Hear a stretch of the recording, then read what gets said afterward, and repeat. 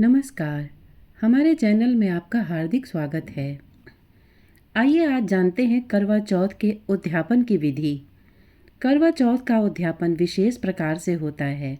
करवा चौथ का उद्यापन या उजमन करने वाली महिला उद्यापन से पहले 1 वर्ष तक प्रत्येक महीने पूर्णिमा के बाद वाली चौथ का व्रत करती है।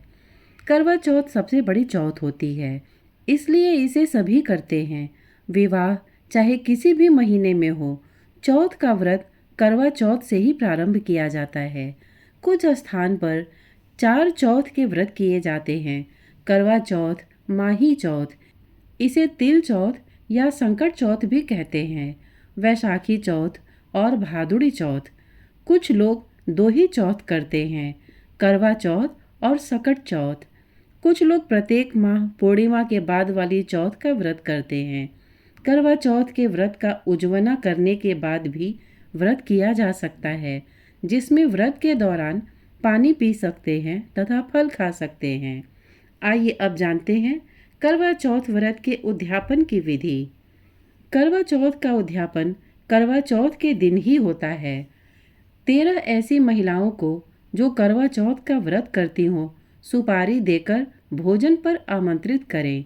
ये महिलाएं करवा चौथ का पूजन स्वयं के घर पर करके आपके यहाँ आकर व्रत खोलेंगी और भोजन करेंगी।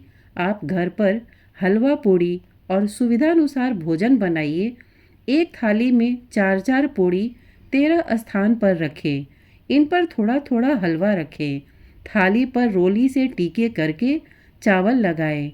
हाथ में पल्लू लेकर 7 बार इस थाली के चारों ओर घुमाएं। यह पूड़ी हलवा आमंत्रित की गई 13 महिलाओं को भोजन से पहले दिया जाएगा। एक दूसरी थाली में सासू माँ के लिए भोजन रखें। उस पर एक बेस, सोने की लौंग, लच्छा, बिंदी, काजल, बिछिया, मेहंदी, चूड़ा आदि सुहाग के सामान रखें। साथ में कुछ रुपए रखें। हाथ में पल्लू लेकर हाथ फेर कर इसे सासू माँ को दें। पैर छूकर उनका आशीर्वाद लें। अब बुलाई गई 13 महिलाओं को भोजन कराएं। सबसे पहले 4-4 पूड़ी वाली थाली से सबको भोजन परोसें। भोजन के पश्चात महिलाओं को रोली से टीकी करें। फिर एक प्लेट में सुहाग के सामान रखकर उपहार स्वरूप दें। देवर या जेठ के लड़के को सांख्या साखी बनाकर उसे खाना खिलाएं। उसे नारियल और रुपए दें।